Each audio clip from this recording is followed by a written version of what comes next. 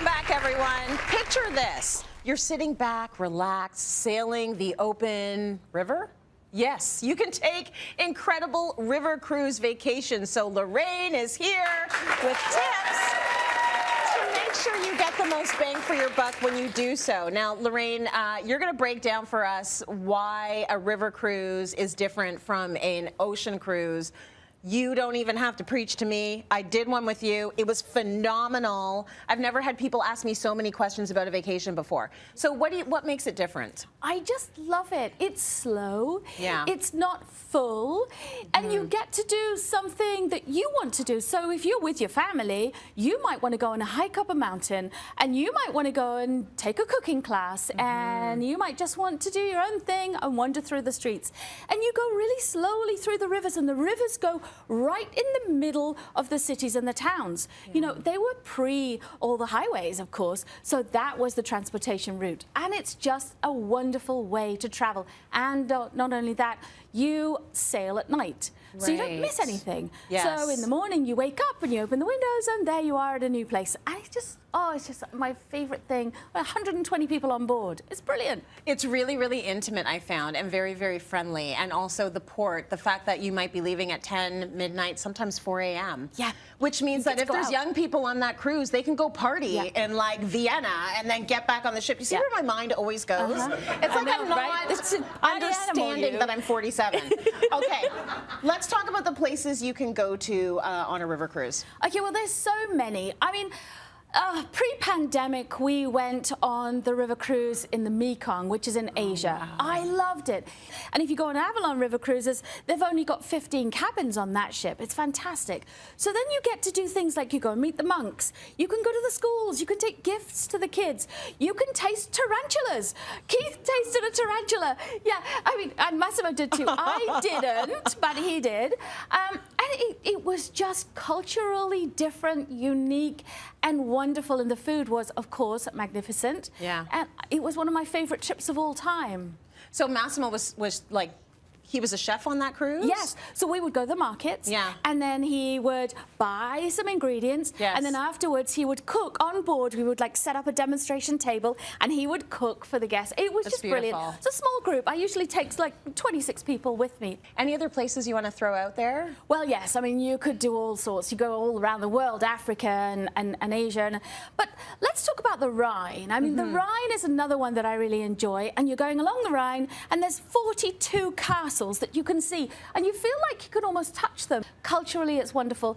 I recently did one that I really enjoyed, which was an active and discovery cruise. Now, I'm not very active, you know, and I'm thinking, oh, I don't know. No, it was brilliant. I did cooking classes. Keith hiked up mountains. Nice. We went to do a tasting of oysters. We went to an oyster farm. We did a painting class. I did a masterpiece of the sunflowers. Actually, it wasn't a masterpiece. I think I saw it on Instagram. Was it a masterpiece? Yes, I tried. Okay.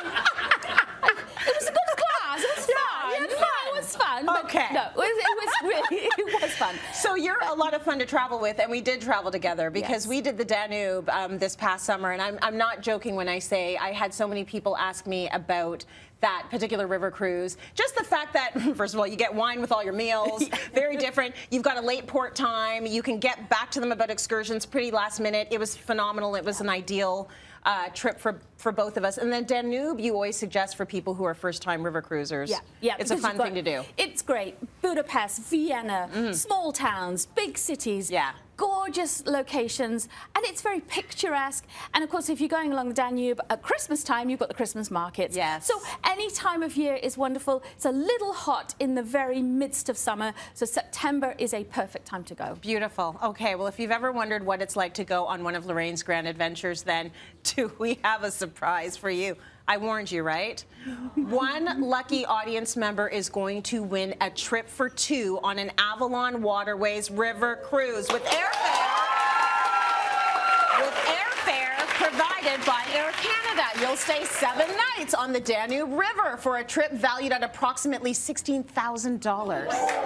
And the best part, yes, Lorraine will be there too. She's leading a tour. So I've got your names. I've got your names in the pool. Let's get a drum roll. I'm going to pick a winner, everybody. And the winner is Julia Saragosa.